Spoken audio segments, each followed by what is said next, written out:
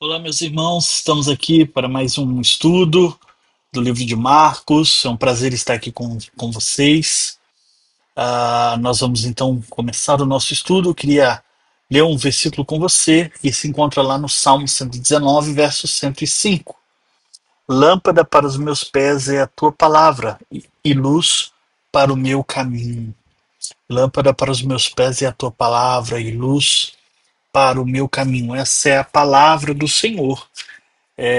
Que serve para nos direcionar, para nos mostrar o caminho em que devemos seguir. Feche seus olhos, vamos adorar a Deus e louvar a Deus por Ele ter dado a palavra dele, né, a Bíblia para nós. Deus, obrigado, Senhor, obrigado pela tua palavra, obrigado porque é ela que nos orienta, é ela, Senhor Deus, que fala de ti, e é ela que nos apresenta Jesus, seu Filho, aquele que veio, sofreu, morreu pelos nossos pecados, mas ressuscitou ao terceiro dia. E eu louvo ao Senhor por isso. Obrigado pelo teu Filho Jesus, que é presente em nossas vidas, Senhor Deus. Eu te louvo, Senhor Deus, pela vida dele e clamo para que o Senhor direcione o nosso estudo, Senhor Deus, neste momento. Nós oramos confiando em ti, em nome de Jesus. Amém. Amém, meus irmãos. E a palavra dele, a palavra de Deus, que nos fala também que somos pecadores. Lá em Tiago 1:22 diz assim: sede cumpridores da palavra, e não somente ouvintes, enganando-vos com falsos discursos. E sede cumpridores da palavra, perdão, e não somente ouvintes, enganando-vos com falsos discursos. Quando nós apenas ouvimos a palavra e essa palavra não entra no meu coração, não pratica, não consigo praticar, e isso é pecado, isso faz com que eu não me conecte a Ele, a Jesus, porque Ele mesmo diz que ah, que devemos obedecer. Se nós o amamos, nós devemos cumprir o que ele nos disse. Então, feche os olhos, vamos adorar e em contrição, clamar o perdão pelos nossos pecados. Ó Pai, nós oramos e clamamos em nome de Jesus pelo perdão dos nossos pecados, perdão pelas nossas falhas. Pedimos que o Senhor, ó Pai, encha-nos, ó Pai, com a tua palavra viva, que transforme o nosso ser, que mude o nosso ser, ó Pai. Não nos deixe, Senhor Deus, em nome de Jesus. Não nos deixe agir de acordo com o nosso querer e os nossos desejos, mas que o que mais desejemos seja a tua presença, seja o Senhor conosco. Esteja conosco, Pai, precisamos de Ti. Em nome de Jesus. Amém. Amém, meus irmãos. Abra suas Bíblias lá, lá em Marcos, capítulo 4. Marcos, Evangelho de Marcos, capítulo 4. Nós vamos ler do verso 1 ao verso 20. Marcos 4, de 1 a 20, diz assim: Voltou Jesus a ensinar à beira-mar, e reuniu-se numerosa multidão a ele, de modo que entrou num barco onde se assentou, afastando-se da praia, e todo o povo estava à beira do mar na praia. Assim, lhes ensinava muitas coisas por parábolas. No decorrer do seu doutrinamento, Assim lhe ensinava muitas coisas por parábolas no decorrer do seu doutrinamento. Ouvi, eis que saiu um semeador a semear, e ao semear, uma parte caiu à beira do caminho, e vieram as aves e comeram. A outra caiu no solo rochoso, onde a terra era pouca, e logo perdão, e logo nasceu, visto que não se visto que não ser profunda a terra. Saindo, porém, o sol a queimou, e porque não tinha raiz, secou-se. Outra parte caiu entre os espinhos, e os espinhos cresceram e a sufocaram, e não deram fruto. Outra, enfim, caiu na boa terra, e deu fruto, que vigou e cresceu, produzindo de 30 a 60 e a 100 por um. E acrescentou: Quem tem ouvidos para ouvir, ouça.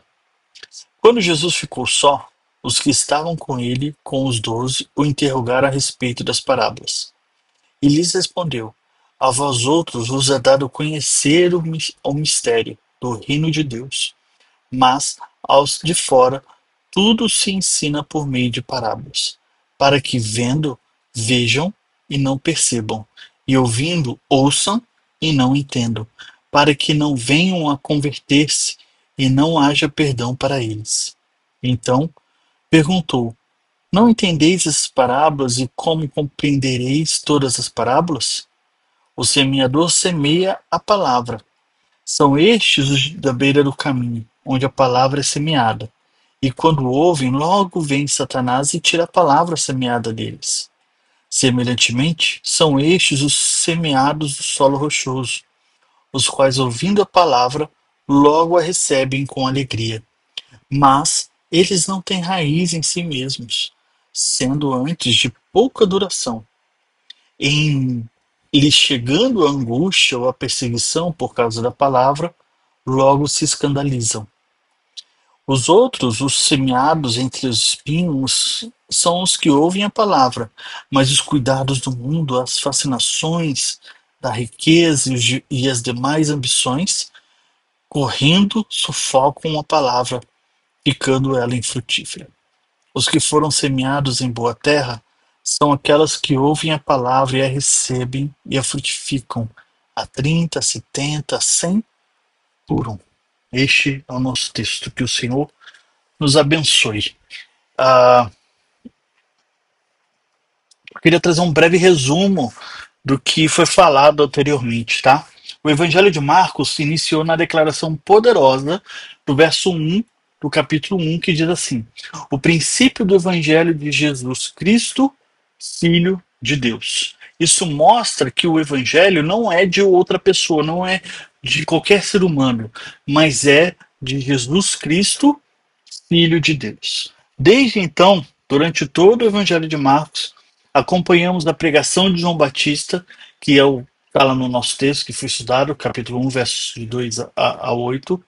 O batismo é a tentação de Jesus, né? De capítulo 1, versos de 9 a 13. E o início é a pregação de Jesus, que ele diz que o tempo está cumprido e o reino de Deus está próximo. Verso 15 do capítulo 1. Nos capítulos seguintes, por causa do tempo de Deus próximo, vemos a autoridade de Jesus sendo demonstrada por meio de milagres, ensinos e confrontos diretos com as autoridades religiosas. Ele cura, ele expulsa demônios, ele perdoa pecados, ele chama os discípulos para segui-lo, com um avanço até o capítulo 3.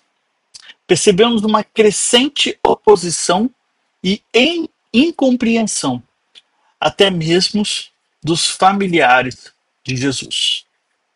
Este é o contexto que chegamos então no nosso texto, no capítulo 4, o ensino em parábolas, ok? E o texto inicia-se dizendo: E outra vez começou a ensinar junto ao mar. Verso 1, ok?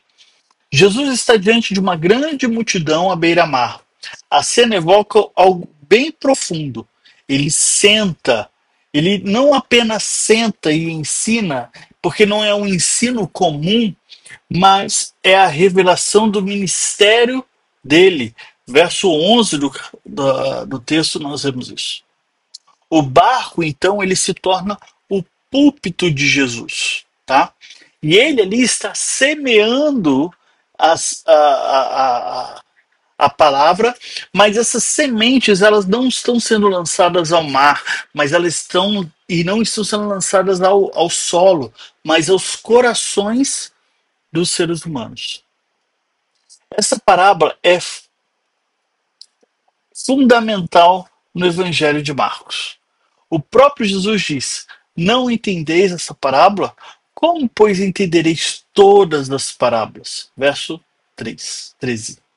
Ou seja, a parábola é a chave hermenêutica, e se não compreendermos a dinâmica espiritual revelada aqui, não compreendemos a lógica do reino de Deus. Ok? Vamos seguir então. Nós vemos então os tipos de solo, versos 3 a 9. Tá? Verso 3 diz: Eis que saiu o semeador a semear. Jesus começa com um chamado. Ele fala: ouve, ouve, povo. Ele começa convidando o povo a ouvir o que ele vai dizer. E essa palavra que abrirá e encerrará no verso 3 e até o verso 9. No contexto bíblico, ouvir é muito mais do que entender sons, escutar sons, mas é obedecer com o coração e responder com fé. A imagem do semeador era familiar aos seus ouvintes, meus irmãos. Isso tem que deixar bem claro. A parábola, ela conecta os ouvintes a um ensinamento através de uma história que é colocada, que é próxima a esses ouvintes. Alguém lançando as sementes no campo ou na parte do solo, os solos eram endurecidos, rasos e sufocados. Mas a aplicação espiritual surpreende os ouvintes, dizendo que eles são solos. Verso isso aqui é bem interessante porque ele faz um paralelo. Ele fala à beira do caminho, verso 4, que diz assim: ouviram, mas vem logo Satanás e tira a palavra. Verso 4 se conecta ao verso 15, ok? Aqui está o coração endurecido. A palavra repousa apenas na superfície, sem penetração. Satanás atua de forma sutil e rápida, através de distrações, argumentos mundanos e autoconfiança. A palavra mostra que o problema não está na semente, mas está no solo, tá? Então aqui é como se você recebesse uma notificação do seu celular e você esquece, você olha, chegou e fala, depois eu respondo. E você esquece essa notificação, esquece de responder, é só mais uma notificação, é só mais uma informação que está chegando para você. O solo pedregoso, versos 5 e 6, que se conecta ao 16 e ao 17. Recebem com alegria, mas não têm raiz em si mesmos. Este é o coração impulsivo e superficial. Há emoção, mas não há convicção. Enquanto tudo vai bem, parecem firmes, mas quando vêm as provações, vêm às vezes os escândalos, as rejeições, as oposições, caem. É aqueles ah, que abandonam ao Senhor por algo simples, por algo que acontece e abandonam a Deus. Ah, verso 7, que se conecta ao verso 18 e 19. Ouvem a palavra, mas os cuidados do mundo sufocam a palavra. Este é o coração dividido, né? É o famoso que nós ouvimos há muito tempo, crente Raimundo, né?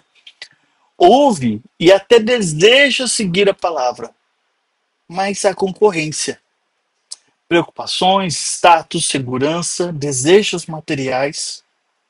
E qual é o resultado? A palavra não frutifica. Nós lembramos, por exemplo, do jovem rico. Não é rejeição aberta, mas distrações constantes. É como algo, eu até coloquei o exemplo aqui, uma vela acesa em um vendaval. não se apaga logo, mas oscila e vai oscilando até apagar. É uma vida que está preocupada mais com seus status, com o parecer, do que com o ser. Mas então vem a boa terra. Verso 8, que se conecta ao verso 20. Ouvem, recebem e dão fruto. Este é o coração transformado pela palavra. A palavra entra em conta profundidade, não é sufocada e frutifica abundantemente. 30, 60, 100 por um. Essa produtividade aponta para a ação soberana de Deus, como diz lá em Isaías 55:11. Mas também revela que é uma resposta humana genuína. Há então uma responsabilidade de Deus, mas também uma responsabilidade humana genuína. É o campo é, que está bem nutrido. É o campo, é a terra onde o Senhor deu vida para que pudesse receber a palavra. É muito interessante isso, porque aqui, por exemplo, aqui na Índia tem muitos parques aqui. Nós encontramos muitos parques, muitos gramados, sejam parques com mármore, ou sejam parques com gramado e assim por diante, muito bem cuidados, muito limpos. Mas o que é interessante, aqui nessa nossa região, não há terra. A terra aqui, ela não frutifica, ela é como se fosse uma areia, ela é seca. Então o que, que eles fazem? Eles colocam serragem e colocam muito, mas muito adubo para que pudesse, para que a planta pudesse viver ali, né? Que a grama, as árvores pudessem ficar firmes. E é mais ou menos isso. Nosso coração é seco, né? Mas Deus vem, traz vida para que possamos entender a palavra e então frutificar. O reino de Deus, ele vem pela palavra de Deus e não por estratégias humanas. É a palavra de Deus que traz o reino. Ouvir verdadeiramente depende da regeneração. É Deus quem prepara o solo, como diz lá no verso 11. A vós é dado o mistério. Nem todos frutificam. Isso aqui é fantástico, meus irmãos. Isso aqui é algo que nós precisamos entender claramente. Nem todos frutificam. Isso é, o evangelho não falha, tá? O evangelho não falha. Por quê? Porque nós entendemos que o evangelho para alguns é pedra angular e para outros é pedra de tropeço. E isso é muito importante, porque, como diz Ronaldo Lidório, ele vai falar um pouco sobre a predestinação e como a predestinação é relacionada a, com missões, né? Muitos falam assim: para que eu vou evangelizar se Deus já tem os seus? Ronaldo Lidório ele diz o seguinte: que a predestinação ela não é uma razão para você não evangelizar. Pelo contrário, é a razão para você evangelizar. Porque a predestinação é a certeza que vai dar certo. Vai dar certo, porque Deus já tem os seus. Deus já tem os seus. Então nós precisamos falar. Jesus é o semeador, mas também é a palavra viva, como diz lá em João 1,14. Ouvir a palavra é ouvir o próprio Cristo. E nisso, meus irmãos, traz algumas aplicações para as nossas vidas. Eu queria trazer 3 aplicações. A primeira dela, examine o solo do seu coração. Você está ouvindo a palavra como quem deseja ser transformado por ela, porque Jesus diz que se nós o amamos, nós obedecemos o que ele diz, a palavra dele, porque a obediência é um sinal de que nós amamos e que nós desejamos e queremos ser transformados. Ou sou apenas um consumidor espiritual? Sou somente um consumidor espiritual. Segundo, cuidado com os espinhos. Eles não surgem de repente, crescem com o tempo, lentamente, sufocando a fé. Cuidado, meus irmãos, principalmente no mundo em que vivemos hoje, um mundo que está tudo às nossas mãos, um mundo em que desejamos consumir cada dia mais e mais. Cuidado com os espinhos, com os prazeres deste mundo. Terceiro, não confunda emoção com raiz. A alegria inicial não é um sinal de maturidade. O evangelho existe perseverança, não apenas entusiasmo. E isso é muito importante, meus irmãos, porque se você vê alguém chorando no culto, fazendo algo, isso não significa sinal de maturidade. Essa pessoa, ela não é mais espiritual do que outros, tá? Isso não significa isso. Então, tome cuidado.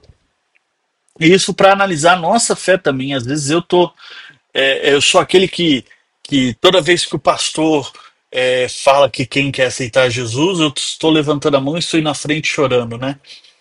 Ah, cuidado, maturidade, seja maduro, caminhe com o Senhor, caminhe e cresça com o Senhor. Essa parábola é também uma palavra à igreja que prega, meus irmãos. Isso é muito importante.